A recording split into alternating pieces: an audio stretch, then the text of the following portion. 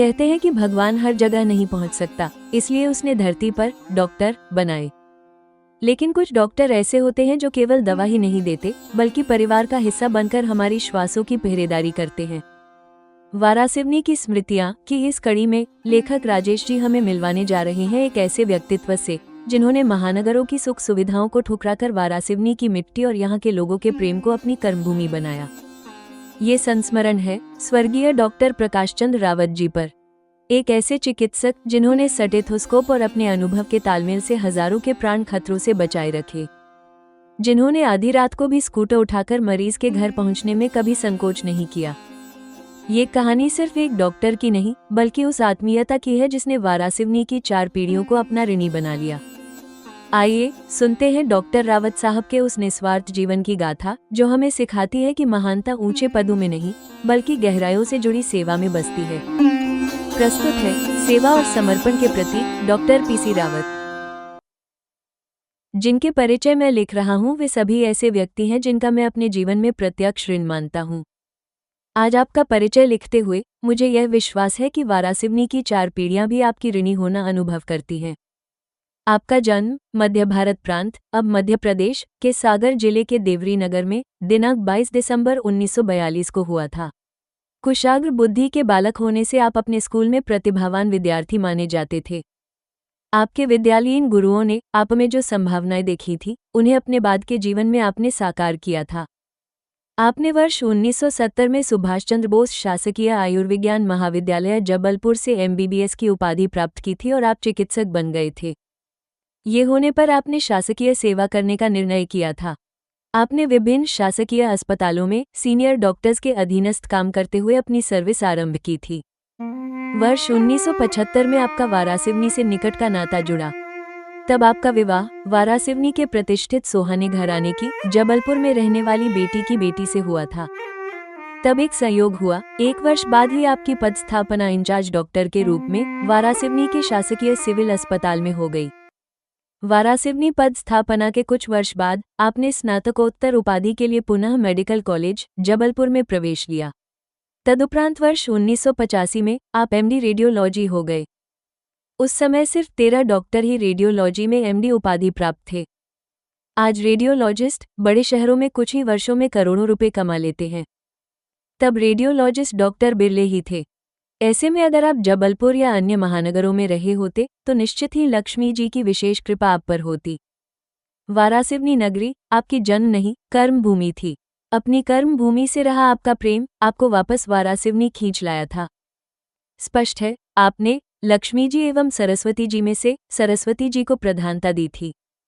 आपने सरस्वती जी के साधक के रूप में रोगियों के उपचार एवं सेवा को प्राथमिकता दी।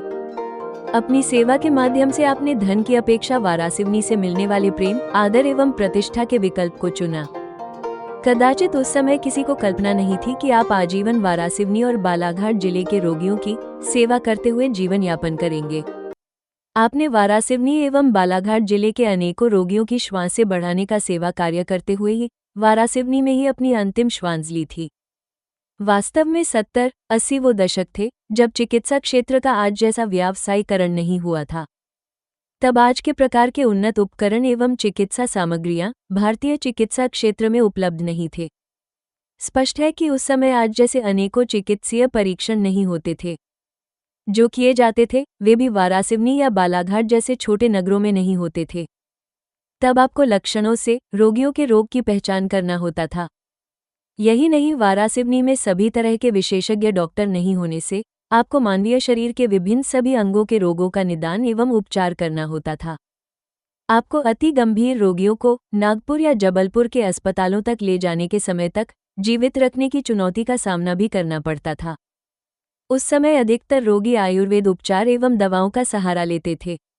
तब बालाघाट जिले में एलोपैथी चिकित्सा पद्धति की स्वीकार्यता आज जितनी नहीं थी।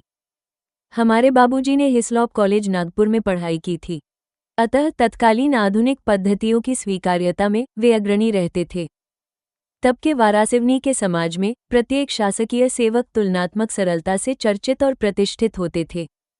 आप शासकीय सेवक होने के साथ डॉक्टर भी थे, इसलिए हमारे बाबूजी आपसे पारिवारिक संबंध रखते थे।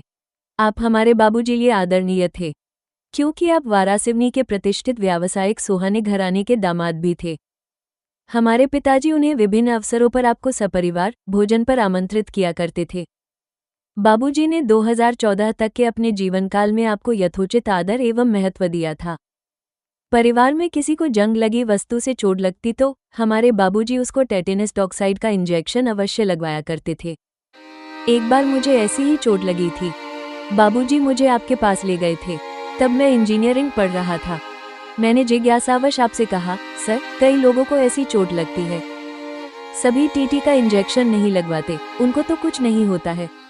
आपने सस्नेह मुझे बताया था, राजेश, ऐसे 100 में से 99 लोगों को कुछ नहीं होता, मगर ये लापरवाही एक के लिए घातक सिद्ध होती है। डॉक्टर को उस एक व्यक्ति को बचाने के लिए सभी 100 को यह इंजेक्शन देना होता है। बात तर्कसंगत थी। मैं आपसे प्रभावित हुआ था।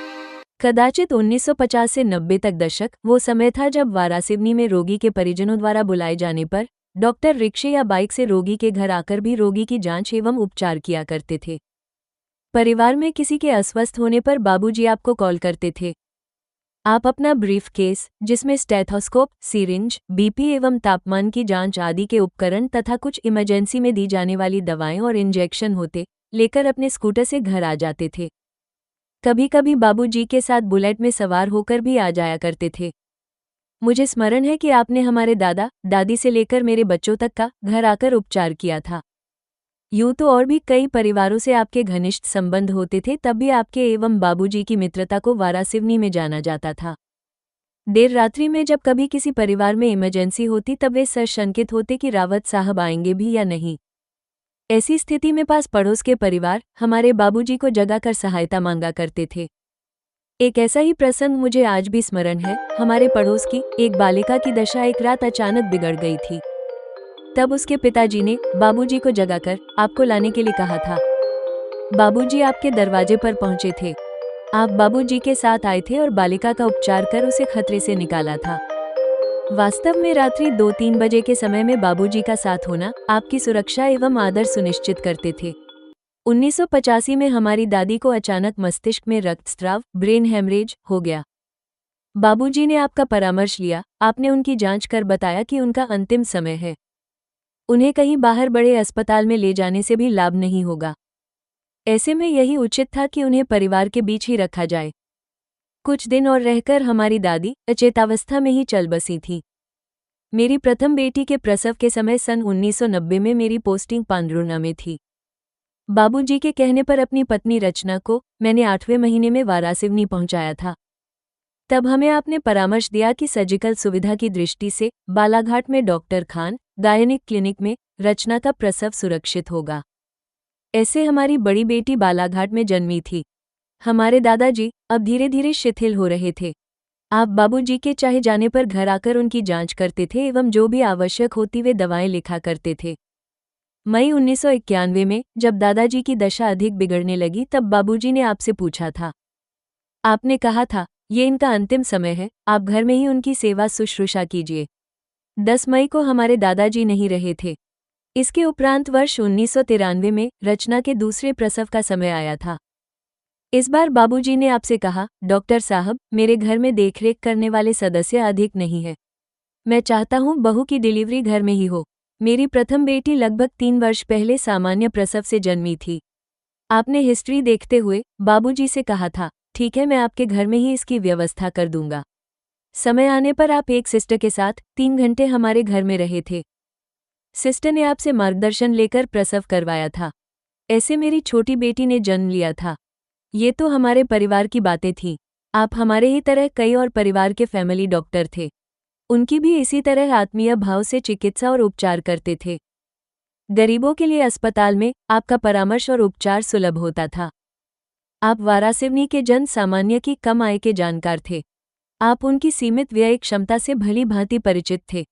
आप जानते थे कि बाहर परीक्षणों पर एवं अस्पताल के खर्च पर बहुत पैसा खर्च हो जाता है। आप किसी भी रोगी को बहुत आवश्यक होने पर ही विशेषज्ञ डॉक्टर के पास भेजते या रेफर करते थे। आप वारासिवनी के चहेते डॉक्टर थे। यह इसलिए नहीं कि आप वारासिवनी के दामाद थे, बल्कि इसलिए कि आप वारासिवनी वासियों और रोगियों को अपने परिजन जैसा मानते थे। सभी को प्यार और स्नेह देते थे।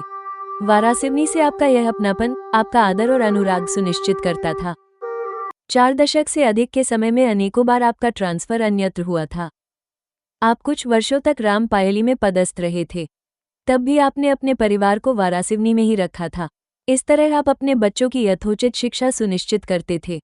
आपने वारासिवनी में लालबर्रा रोड पर अपने सपने अनुरूप आशियाने का निर्माण करवाया था। एक अवसर पर आपका ट्रांसफर वारासिवनी से दूर किए जाने पर आपने सेवानिवृत्ति ले ली थी। तब से आप निजी चिकित्सक के रूप में वारासिवनी के रोगियों का उपचार करते रहे थे। आपके निवास पर मरीजों की भीड़ लगी रहती थी। आप मामूली फीस लेकर सबका उपचार करते थे। आपके लिखे प्रिस्क्रिप्शन में कम से कम एवं सस्ती दवाएं होती थीं। आप रोगियों के उपचार में उनके परिवार पर व्यय भार कम से कम रखने का ध्यान रखते थे। रोगों को आप लक्षणों एवं अपने अनुभव से पहचान या निदान करके कम से कम परीक्षण करवाते थे।